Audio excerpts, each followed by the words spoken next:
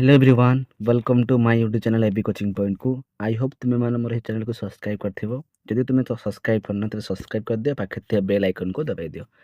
तो पिले माने आज आम देखा जे तुमर साहित्य बहिर तृतीय पाठ जार ना हूँ वर्षा और कवि होती जगन्नाथ दास। वर्ष को 12 मास भितर 6टी ऋतु पड़े।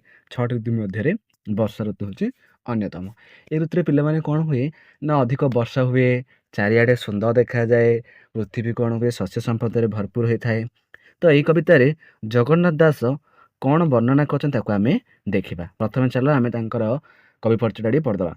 ये होती जगन्नाथ दास। कवि परिचय देखा ना अति बड़ी जगन्नाथ दास 15श शताब्दी पुरी जिलार कपिलेश्वरपुर ग्राम जन्मग्रहण करते। रचित ओडिया भागवत एक पवित्र ग्रंथ। वर्षा कविताटी ओडिया भागवतर 10म स्कंद 21 अध्याय आनीत। तो पिलाने आम समस्त जानते जगन्नाथ दास को सी होती पंचसखा जुगर जड़े कवि आउ सी अनेक काव्य कविता रचना कर मुख्य जोड़ा कि सबुठ आदरणीय ग्रंथ हूँ कौन ना भागवत, जहाँकि घरे घरे परिचित। समस्ते संध्या समय भागवत पाठ पढ़ती। ये जो आमर वर्षा कविताटी अति बड़ी जगन्नाथ दासंकर रचित ओडिया भागवत ताहार 10म स्कंद 21 अध्याय आनीत। एठारे प्रकृति जीवजगतर आवश्यकता तथा दुख कष्ट को दूर करने सर्वदा तत्पर एक कथाटी वर्षा कवितार वर्णना कर। आपको तो आम विभिन्न प्रकार गान कर, किंतु विशेषतः जो नवाखेरी छंदरे वर्णना आम देखा। मुझे बोलूँ तुम मैंने शुण, ताकि तुम निजे मुझे बोलूँ तुम सेमती बोलिया चेष्टा कर।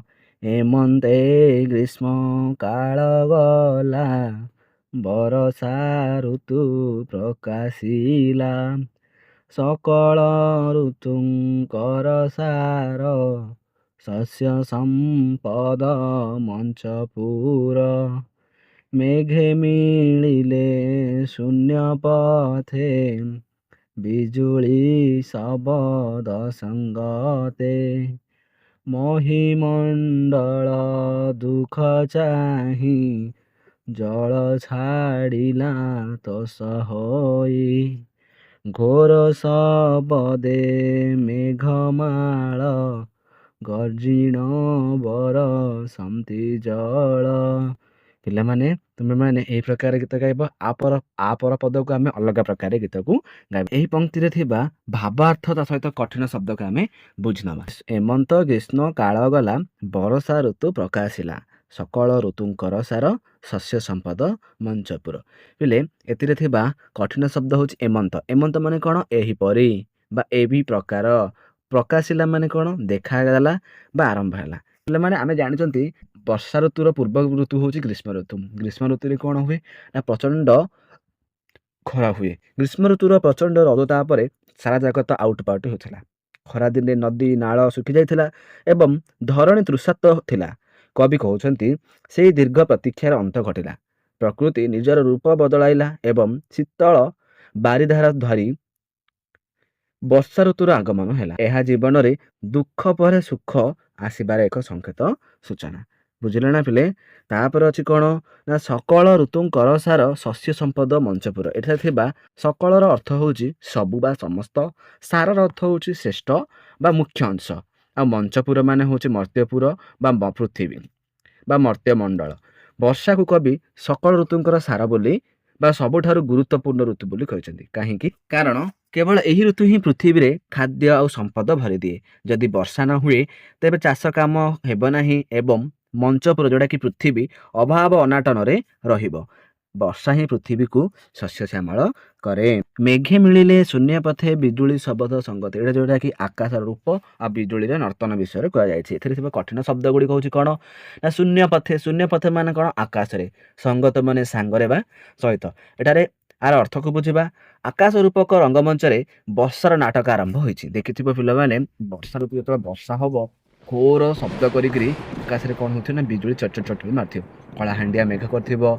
कलाहांडिया मेघ माने शून्य रे एकाठी होइछंती। सेमानंक संगरे बिजुलीर चमक और घड़घड़ी शब्द एक भयंकर तथा सुंदर परिवेश सृष्टि करछि। यह जेमिति प्रकृतिर एक विराट सभा। तापे देछि महिमंडल दुख चाहि जल छाड़िला तो सही। ଏଥିରେ କ'ଣ ନା ଧରଣୀର ଦୁଃଖ ହରଣ କଥା କୁହାଯାଇଛି। ଏଥିରେ ଥିବା କଠିନ ଶବ୍ଦ ହେଲା ମହିମଣ୍ଡଳ, ଅର୍ଥ ପୃଥିବୀ ପୃଷ୍ଠ। ତୋଷ ମାନେ କ'ଣ? ସନ୍ତୋଷ ବା ଖୁସି। ଏଠାରେ କବି କ'ଣ କରିଛନ୍ତି ନା ମେଘକୁ ଜଣେ ଦୟାଳୁ ବ୍ୟକ୍ତି ଭାବରେ ଚିତ୍ରଣ କରିଛନ୍ତି। ଗ୍ରୀଷ୍ମ ତାପରେ ପୃଥିବୀର ପ୍ରାଣୀ ଓ ଉଦ୍ଭିଦ ଜଗତ ଯେଉଁ ଯନ୍ତ୍ରଣା ପାଉଥିଲେ ତାହା ଦେଖି ମେଘର ମନ କୋମଳ ହୋଇଗଲା। ମେଘ ବହୁତ ଖୁସିରେ ଜଳବୃଷ୍ଟି କଲା। ଯେମିତି ଜଣେ ପରୋପକାରୀ ବ୍ୟକ୍ତି ଅନ୍ୟ ଦୁଃଖ ଦେଖି ସାହାଯ୍ୟର ହାତ ବଢ଼ାଇଥାଏ, ସେହିପରି ବର୍ଷା କ'ଣ କରିଛି ବା ବର୍ଷା ଋତୁ ହାତ ବଢ଼ାଇଛି, ପ୍ରକୃତି ହାତ ବଢ଼ାଇଛି ପୃଥିବୀକୁ। ବୁଝିଲେ ପିଲେ? ତାପରେ ଘୋର ଶବଦେ ମେଘମାଳ ଗର୍ଜିଣ ବରସନ୍ତି ଜଳ। ଏଠାରେ କ'ଣ ନା ବାରିଧାରାର ଗର୍ଜନ କଥା କୁହାଯାଇଛି। କଠିନ ଶବ୍ଦ ହେଲା ଘୋର ମାନେ କ'ଣ? ଭୟଙ୍କର ବା ପ୍ରବଳ। ମେଘମାଳ ମାନେ ମେଘ ସମୂହ, ଅନେକ ମେଘକୁ ବୁଝାଏ। ଗର୍ଜିଣ ମାନେ ଗର୍ଜନ କରି। ଶେଷରେ ମେଘମାନେ କ'ଣ କଲେ ନା ନିଜର ଶକ୍ତି ପ୍ରଦର୍ଶନ କରି ପ୍ରବଳ ଗର୍ଜନ ସହ ପୃଥିବୀକୁ ଜଳମଗ୍ନ କରିଦେଲେ। ଏହି ଗର୍ଜନ ଭୟଙ୍କର ହେଲେ ମଧ୍ୟ ଏଥିରେ ଜୀବନ ଦାନର ସଂକେତ ଅଛି। ମେଘର ପ୍ରତ୍ୟେକଟି ବୁନ୍ଦା ଧରଣୀ ପାଇଁ ଅମୃତ ସଦୃଶ। ବୁଝିଲ ନା ପିଲେ? ଆକୁ ଆଉ ଗୋଟେ ଅଲଗା ପ୍ରକାରରେ ପଢ଼ିବା। ପ୍ରାଣୀ ଜୀବନ ଜଳ ରାଶି କରୁଣ ଚିତରେ ବରସି ପୃଥିବୀର ବିତେଜ ଗ୍ରାସେ ତପିତ ଥିଲା ଅଷ୍ଟମାସେ ଜଳ ପାଇଲା ତୋଷ ଚିତେ ତପସ୍ୱୀ ଜନଙ୍କର ମତେ ତପସ୍ୟା ଫଳ ଯେନେ ପାଇ ଭୁଞ୍ଜନ୍ତି ଅତି ସୁଖୀ ହୋଇ। ଏମିତି ଗୋଟେ ତମେ ବୋଲିପାରିବ। ତ ଏଥିରେ ଥିବା କଠିନ ଶବ୍ଦ ଆଉ ଏହାର ଅର୍ଥକୁ ମଧ୍ୟ ଆମେ ବୁଝିବା। ତ ପ୍ରଥମ ପଂକ୍ତି କ'ଣ ଅଛି ନା ପ୍ରାଣୀ ଜୀବନ ଜଳ ରାଶି କରୁଣା ଚିତ୍ତରେ ବରସି। ଏଠି ଯେଉଁଟା କି ଜଳ ହିଁ ଜୀବନ ଆଉ ମେଘର କରୁଣା କଥାକୁ ବର୍ଣ୍ଣନା କରାଯାଇଛି। ଏଥିରେ ଥିବା କଠିନ ଶବ୍ଦ ହେଲା କ'ଣ? ପ୍ରାଣୀ ଜୀବନ, ଯେଉଁଟା କି ଜୀବଜନ୍ତୁଙ୍କ ବଞ୍ଚିବା ଆଧାର ହେଉଛି। ଆଉ କରୁଣା ଚିତ୍ତରେ ମାନେ କ'ଣ? ଦୟାଳୁ ମନରେ। ତ ଭାବାର୍ଥ କ'ଣ ନା କବିଙ୍କ ମତରେ ଏହି ଜଳରାଶି କେବଳ ବର୍ଷା ନୁହେଁ, ଏହା ହେଉଛି ସମସ୍ତ ପ୍ରାଣୀଙ୍କର ଜୀବନ। ଜଳ ବିନା ସୃଷ୍ଟି ଅସମ୍ଭବ। ମେଘ ଏଠାରେ ଜଣେ ପରୋପକାରୀ ସଜ୍ଜନ ବ୍ୟକ୍ତି ସଦୃଶ। ଯେପରି ଜଣେ ଦୟାଳୁ ବ୍ୟକ୍ତି ଅନ୍ୟ ଦୁଃଖ ଦେଖି ସହିପାରେ ନାହିଁ, ସେହିପରି ମେଘ ନିଜ ହୃଦୟର ଦୟା ବା କରୁଣା ରଖି ପୃଥିବୀକୁ ବଞ୍ଚାଇବା ପାଇଁ ବାରିଧାରା ବର୍ଷଣ କରୁଛି ବା ମେଘଧାରା ବର୍ଷଣ କରୁଛି। ତାପରେ ପୃଥିବୀ ରବି ତେଜ ଗ୍ରାସେ ତାପିତ ଥିଲା ଅଷ୍ଟମାସେ। ଏଥିରେ ଥିବା କଠିନ ଶବ୍ଦ ହେଲା କ'ଣ ନା ରବି ତେଜ ମାନେ କ'ଣ? ସୂର୍ଯ୍ୟଙ୍କର କିରଣ ବା ଉତ୍ତାପ। ଗ୍ରାସେ ମାନେ ଶୋଷି ନେବା ବା ଖାଇବା। ତାପିତ ମାନେ କ'ଣ? ଗରମରେ କଷ୍ଟ ପାଉଥିବା। ଅଷ୍ଟମାସେ ମାନେ କ'ଣ? 8 ମାସ ଧରି। ଏହାର ଭାବାର୍ଥ ହେଉଛି କ'ଣ ନା ବର୍ଷା ଆସିବା ପୂର୍ବରୁ ପୃଥିବୀ 8 ମାସ ଧରି ସୂର୍ଯ୍ୟଙ୍କର ପ୍ରଚଣ୍ଡ କିରଣ ସହିଥିଲା। ସୂର୍ଯ୍ୟ ଯେମିତି ପୃଥିବୀର ସବୁ ଜଳକୁ ଶୋଷି ନେଇଥିଲା, ଧରଣୀ ମା ଉତ୍ତପ୍ତ ଓ ତୃଷାର୍ତ୍ତ ହୋଇ ରହିଥିଲା। ଏହି 8 ମାସ ହେଉଛି କଷ୍ଟ ଓ ସଂଘର୍ଷର ସମୟ, ଯାହା ମଣିଷ ଜୀବନ ଆସୁଥିବା ଦୁଃଖର ପ୍ରତୀକ ଅଟେ। ଜଳ ପାଇଲା ତୋଷ ଚିତେ ତପସ୍ୱୀ ଜନଙ୍କର ମତେ। ଏଠି କ'ଣ କୁହାଯାଇଛି ନା ପୃଥିବୀର ତପସ୍ୟା ଆଉ ସନ୍ତୋଷ ବିଷୟରେ କୁହାଯାଇଛି। ତ କଠିନ ଶବ୍ଦ ହେଉଛି କ'ଣ? ତୋଷ ଚିତ୍ତ ମାନେ କ'ଣ? ସନ୍ତୁଷ୍ଟ ମନରେ। ତପସ୍ୱୀ ମାନେ କ'ଣ? ଯିଏକି କଠିନ ସାଧନ କରେ। ଏଠି କ'ଣ କରିଛନ୍ତି ନା କବି ଏକ ସୁନ୍ଦର ଉପମା ଦେଇଛନ୍ତି ଯେ ପୃଥିବୀ ଜଣେ ତପସ୍ୱୀ ବା ସାଧୁଙ୍କ ସହିତ ତୁଳନା କରିଛନ୍ତି। ଜଣେ ତପସ୍ୱୀ ଯେପରି ଈଶ୍ୱରଙ୍କୁ ପାଇବା ପାଇଁ ଖରା ବର୍ଷା ଶୀତ ସହି କଠିନ ସାଧନ କରନ୍ତି, ପୃଥିବୀ ମଧ୍ୟ ସେହିପରି 8 ମାସ ଧରି ଖରା ସହି ଏକ ପ୍ରକାର ତପସ୍ୟା କରୁଥିଲା। ଯେତେବେଳେ ପ୍ରଥମ ବର୍ଷା ଧରଣୀକୁ ସ୍ପର୍ଶ କଲା, ସେତେବେଳେ ସେ ଅତ୍ୟନ୍ତ ସନ୍ତୁଷ୍ଟ ହେଲା। ବୁଝିଲ ପିଲେ? ତପସ୍ୟା ଫଳ ଯେହ୍ନେ ପାଇ ଭୁଞ୍ଜନ୍ତି ଅତି ସୁଖୀ ହୋଇ। ତ ଏଠି କ'ଣ? ସାଧନର ସୁଫଳ ପ୍ରାପ୍ତି କଥା କୁହାଯାଇଛି। କଠିନ ଶବ୍ଦ ହେଲା ଯେହ୍ନେ ମାନେ ଯେପରି, ଭୁଞ୍ଜନ୍ତି ମାନେ ଉପଭୋଗ କରନ୍ତି ବା ଖାଆନ୍ତି। ଆର ଅର୍ଥ ଦେଖିବା ନା ଜଣେ ସାଧକ ଦୀର୍ଘ ଦିନର ତପସ୍ୟା ପରେ ଯେତେବେଳେ ନିଜର ବାଞ୍ଛିତ ଫଳ ବା ସିଦ୍ଧି ଲାଭ କରେ, ସେ ଯେଉଁ ଅପାର ଆନନ୍ଦ ଉପଭୋଗ କରେ, ବର୍ଷା ପାଇଁ ପୃଥିବୀ ଠିକ୍ ସେହିପରି ସୁଖୀ ହୋଇଛି।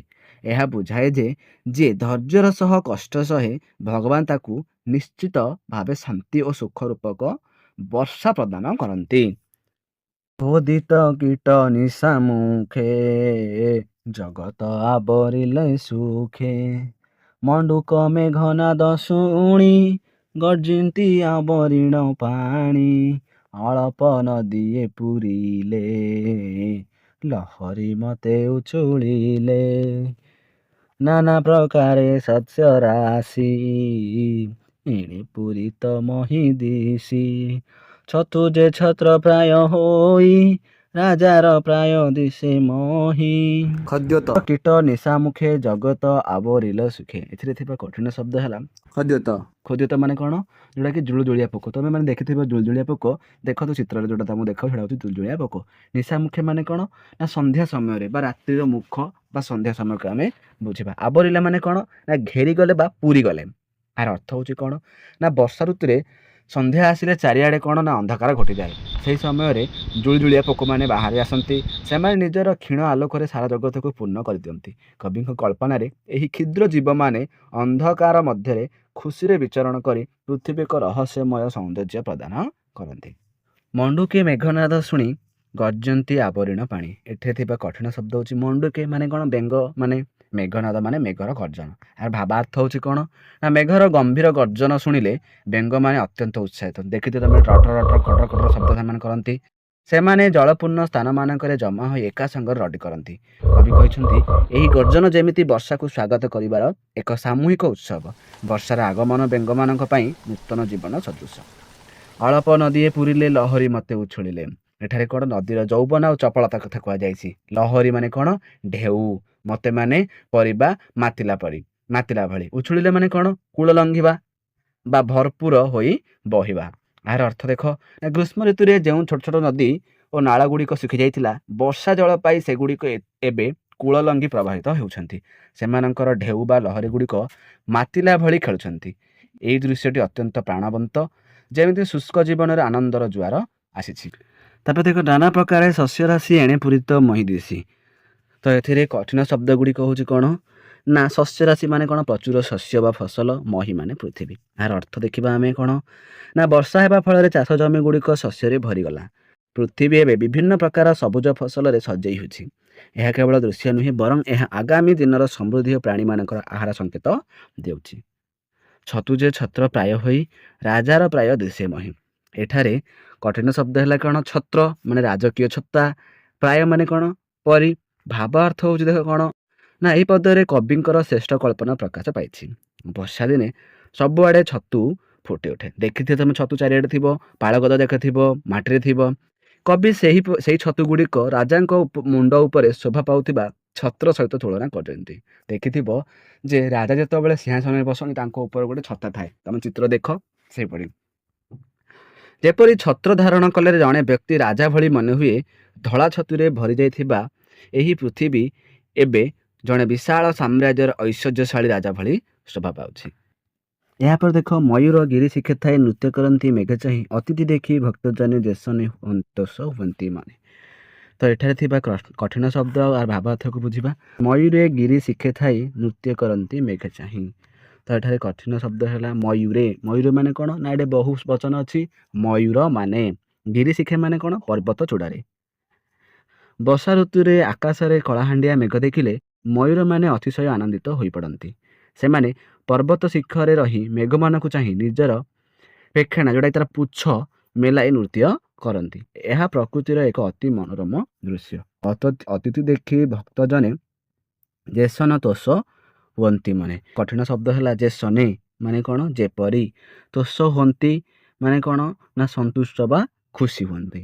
ତାର ଭାବାର୍ଥ ହେଉଛି କ'ଣ ଏଠାରେ କବି ମୟୂରର ଆନନ୍ଦକୁ ଜଣେ ଭକ୍ତର ଆନନ୍ଦ ସହିତ ତୁଳନା କରିଛନ୍ତି। ଜଣେ ଭକ୍ତ କିମ୍ବା ଶ୍ରଦ୍ଧାଳୁ ଗୃହସ୍ଥ ନିଜ ଦ୍ୱାରରେ ଅତିଥିଙ୍କୁ ଦେଖିଲେ ଯେପରି ଅତିଶୟ ପ୍ରସନ୍ନ ବା ସନ୍ତୁଷ୍ଟ ହୁଅନ୍ତି, ମେଘକୁ ଦେଖି ମୟୂର ମଧ୍ୟ ସେହିପରି ଆନନ୍ଦ ପାଏ। ଭକ୍ତ ପାଇଁ ଅତିଥି ଯେପରି ସମ୍ମାନଜନକ ଏବଂ ଖୁସିର କାରଣ, ମୟୂର ପାଇଁ ମେଘ ଠିକ୍ ସେହିପରି ଅତି ପ୍ରିୟ। ତ ଏହି କବିତାରେ ଆମେ ବୁଝିପାରୁଛନ୍ତି ଯେ କବି କ'ଣ କରିଛନ୍ତି ନା ପ୍ରକୃତିକୁ ବର୍ଷା ଋତୁର ଆଗମନରେ କିପରି ଭାବରେ ଖୁସି ହେଉଛି ତାହାକୁ ବର୍ଣ୍ଣନା କରିଛନ୍ତି। ଧନ୍ୟବାଦ। ଲାଇକ୍, କମେଣ୍ଟ, ସେୟାର ନିଶ୍ଚିତ ଭାବରେ କରିବ।